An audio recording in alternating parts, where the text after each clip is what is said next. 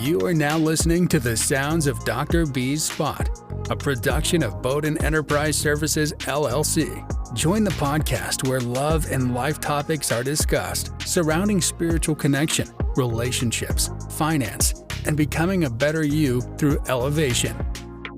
And now, here's your host, spiritual advisor and behavioral health clinician, Dr. B. Welcome back to another session of Dr. B's Spot, Love and Life, the podcast where we talk about all things love, life, and spirituality. I'm your host, your spiritualist, your intuitive healer, Dr. B. We are back in business and back in action. Thank you for joining me once again and tuning in. It's always appreciated. Now, let's get to it. Let's jump right in. The topic of today is called From Rejection to Revelation, Embracing Your Best Self. Have you ever had people that enter your life or are already a part of your life who have shown so much love and admiration for you? They may appear to be in your corner. They may appear to protect and speak life into you by encouragement, kind words, or gestures. But the minute the waters get murky, they'll turn their back on you like they never knew you.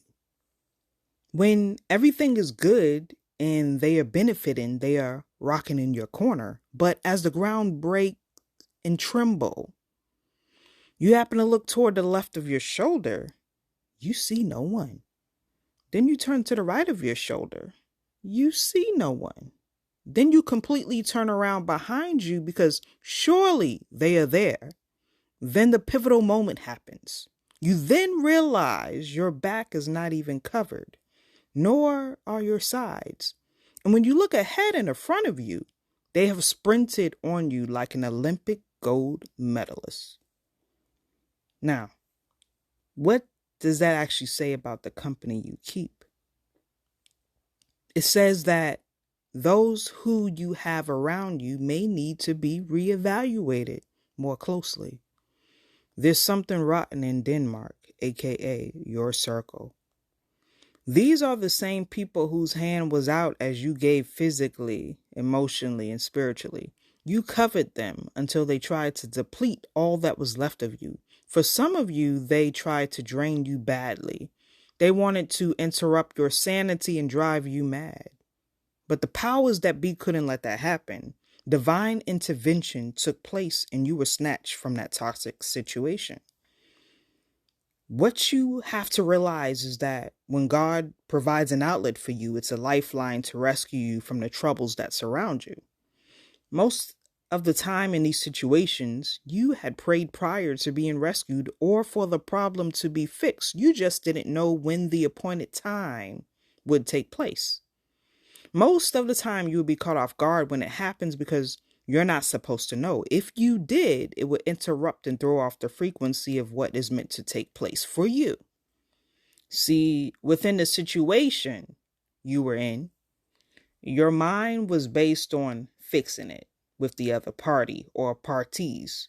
But God had other plans and completely made a way for you to remove yourself from the situation altogether.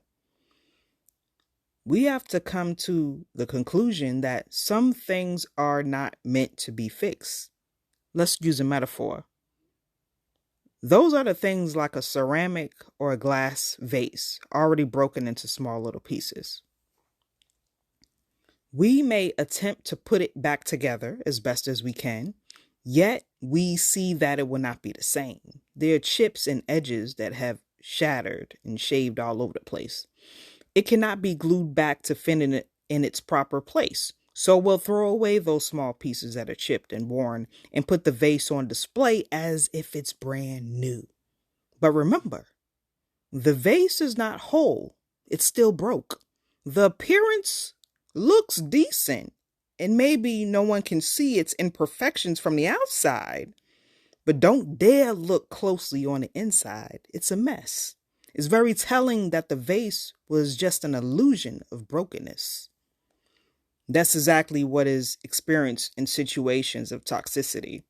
When folks Don't put in the effort to sustain by throwing out the old and starting anew. Point blank, some of these situations need to be thrown in the trash because it's unhealthy and unrealistic for some people in their brokenness to change for another.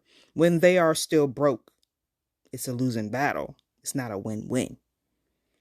This is why you want to learn or lean on a spirit.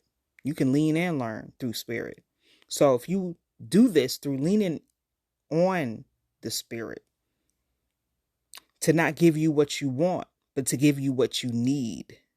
The unpredictability was that you were drowning and needed to be saved. So in the nick of time before you fully went under the water, that lifeline was thrown out to you and you were wheeled in as you were brought ashore. And after a blackout, you woke up to reality. It set in that you were removed and rescued from the situation, and in the blink of an eye, you wondered, how did you get here so fast, so soon?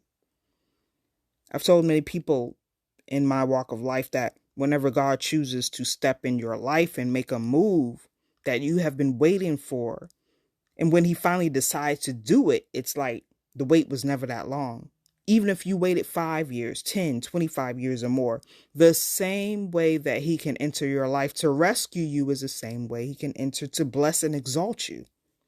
The Bible says that he'll make your enemies your footstool.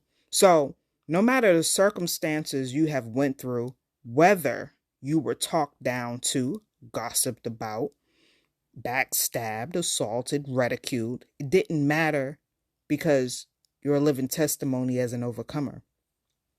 We have the ability to continue to reinvent and transform ourselves to be better than before. There's nothing wrong with bowing out gracefully. Then taking time to heal yourself, gather your thoughts, gather your emotions, gather your feelings, all to re-emerge even more powerful than before. You take all the love you gave elsewhere and place it within yourself. You have healed and molded into a new, stronger individual with the assurance that you know who you are, what you deserve, what you require, and what you're capable of obtaining. Congratulations if you are doing the work. Congratulations if you have done the work. Congratulations to you for stepping into the prosperity of your life. Let those that doubt or hate watch you from a distance. Be great. Let them say I knew her or him way back when. Let them see the purpose of God shine through you, because their faulty logic of who you were destined to be has now come to be null and void. It doesn't matter anything that they have said or thought. It's all null and void. Because when God comes in, he has now filled the gap of your full circle with blessings on top of blessings. They will then see they have mistook who you really are and had taken your kindness for weakness, but they really didn't know who they were dealing with. You were loved, admired, and exalted for being who you truly are. That's being true and authentic. May your light keep shining bright. May you continue to receive bountiful blessings that has been set aside just for you. Thank you for tuning in to Dr. B's Spot. I hope this message has reached you in a positive of notions. I'll catch you on the next episode. Be blessed with less stress. Much love. Dr. B, and I'm out. Join us next time at Dr. B's Spot, where we dive into the real deal of love and life by tapping into your body, mind, and spirit. Don't forget to like, rate, and comment on each podcast that we drop. For all upcoming shows, reach Dr. B and all she has to offer on BowdenEnterprise.com and social media outlets under the moniker Bowden Enterprise Services. Peace and blessings to you and yours. We are out.